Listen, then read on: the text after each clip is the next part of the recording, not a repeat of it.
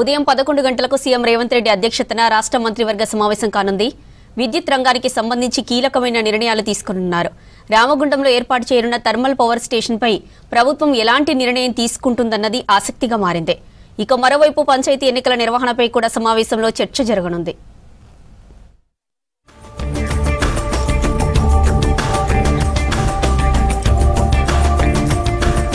ఇవాళ రాష్ట్ర కేబినెట్ సమావేశం జరగనుంది. విద్యుత్ రంగానికి సంబంధించిన అంశాలే ప్రధాన అజెండాగా సీఎం రేవంత్ రెడ్డి అధ్యక్షతన కేబినెట్ ప్రత్యేకంగా సమావేశమవుతుంది. సెక్రటేరియట్ లో జరగనున్న ఈ భేటీలో సోలార్ విద్యుత్ ఉత్పత్తిని 5,000 మెగావాట్లకు పెంచడంపై కీలక నిర్ణయం తీసుకోనున్నారు. దీంతో పాటు అండర్ గ్రౌండ్ కేబులింగ్, కొత్త విద్యుత్ డిస్కం ఏర్పాటు, రామగుండంలో కొత్తగా 800 మెగావాట్ల థర్మల్ విద్యుత్ ప్లాంట్ ఏర్పాటు, 2,000 మెగావాట్ల పంప్డ్ స్టోరేజ్ పవర్ ప్లాంట్లో 1,500 మెగావాట్ల బ్యాటరీ ఎనర్జీ స్టోరేజ్ వ్యవస్థ ఏర్పాటుపైన నిర్ణయం తీసుకుంటారని తెలుస్తోంది. వచ్చే ఆర్థిక సంవత్సరం ఏప్రిల్ 1 నుంచి కరెంటు ఛార్జీలు పెంచాలని ప్రభుత్వాన్ని డిస్కంలు కోరుతున్నాయి. ప్రస్తుతం విద్యుత్ ఛార్జీల పెంపుపై నిర్ణయం ఉండకపోవచ్చని తెలుస్తోంది. రాష్ట్రంలో ప్రస్తుతం 2 డిస్కంలుండగా ప్రభుత్వం అమలు చేస్తున్న ఉచిత విద్యుత్ పథకాలన్నీ దీని పరిధిలోకి తేవాలనే ప్రతిపాదనలు ఉన్నాయి.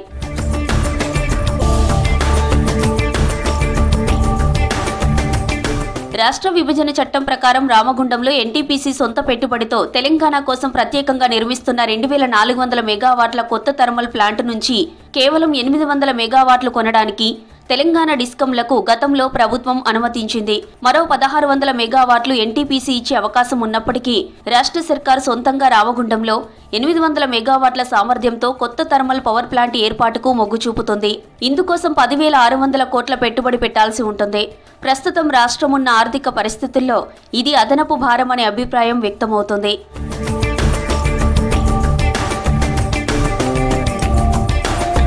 మరోవైపు థర్మల్ ప్లాంట్ల ఏర్పాటును పూర్తిగా వ్యతిరేకిస్తున్న కేంద్ర ప్రభుత్వం గ్రీన్ ఎనర్జీ కారిడార్లో భాగంగా 2030 నాటికి దేశంలో 500 గిగావాట్ల సోలార్ విద్యుత్ను ఉత్పత్తి చేయాలని లక్ష్యంగా పెట్టుకుంది.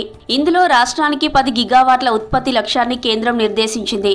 ప్రస్తుతం యూనిట్ సోలార్ విద్యుత్ ఉత్పత్తికి 2 నుంచి 3 వరకు ఖర్చవుతుండగా అదే థర్మల్ పవర్ విద్యుత్ ఉత్పత్తికి 6 రూపాయల నుంచి 7 రూపాయల వరకు ఖర్చు చేయాల్సి వస్తుంది.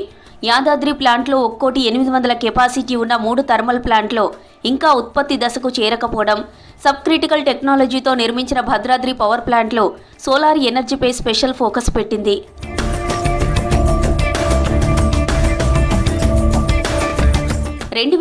నాటికి రాష్ట్ర విద్యుత్ డిమాండ్ 24,000 మెగావాట్లకు చేరుకుంటుందని సెంట్రల్ ఎలక్ట్రిసిటీ అథారిటీ అంచనా వేసింది. థర్మల్ విద్యుత్ ప్లాంట్ల ఏర్పాటుతో తలెత్తే పెట్టుబడి, పర్యావరణ సమస్యలు, విద్యుత్ ఉత్పత్తి భారీ ఖర్చు వంటి కారణాలతో రాష్ట్ర సర్కార్ సోలార్ ఎనర్జీపై దృష్టి పెట్టింది. ఉత్పత్తి వ్యయం తక్కువగా ఉండడం, కేంద్ర ప్రభుత్వం పెద్ద ఎత్తున రాయితీలు ఇస్తుండటంతో రాష్ట్రంలో మరో 5,000 మెగావాట్ల సామర్థ్యం గల సోలార్ ప్లాంట్ల ఏర్పాటుపై ప్రభుత్వం ఈ కేబినెట్ మీటింగ్లో నిర్ణయం తీసుకోనున్నట్టు తెలుస్తోంది.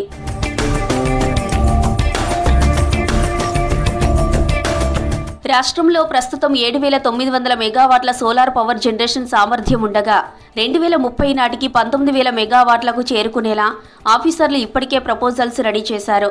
సెక్రటేరియట్ లాంటి ఖాళీ ప్రదేశాల్లో సోలార్ ప్యానెల్స్ అమర్చగా రాష్ట్ర వ్యాప్తంగా ప్రభుత్వ స్కూల్స్, కాలేజీలతో పాటు ప్రభుత్వ కార్యాలయాలపై సోలార్ ప్యానెళ్లు ఏర్పాటు చేయాలని, జిల్లాల వారీగా అనువైన భవనాలను గుర్తించే బాధ్యతను ఆయా జిల్లాల కలెక్టర్లకు అప్పగించాలని సీఎం రేవంత్ రెడ్డి ఆదేశించారు. వీటితో పాటు ప్రభుత్వానికి ఉన్న ఖాళీ జాగాల్లో, కెనాల్పై, వ్యవసాయ భూముల్లో సోలార్ ప్యానెల్స్, రిజర్వాయర్లు, చెరువుల్లో ఫ్లోటింగ్ ప్యానెల్స్ పెట్టే విషయంలో ప్రభుత్వం క్లారిటీ ఇచ్చే అవకాశం ఉంది. రామగుండంలో ఏర్పాటు చేయనున్న 800 మెగావాట్ల థర్మల్ పవర్ స్టేషన్పై రాష్ట్ర సర్కార్ ముందుకెళ్తుందా లేదా అన్నది ఆసక్తిగా మారింది.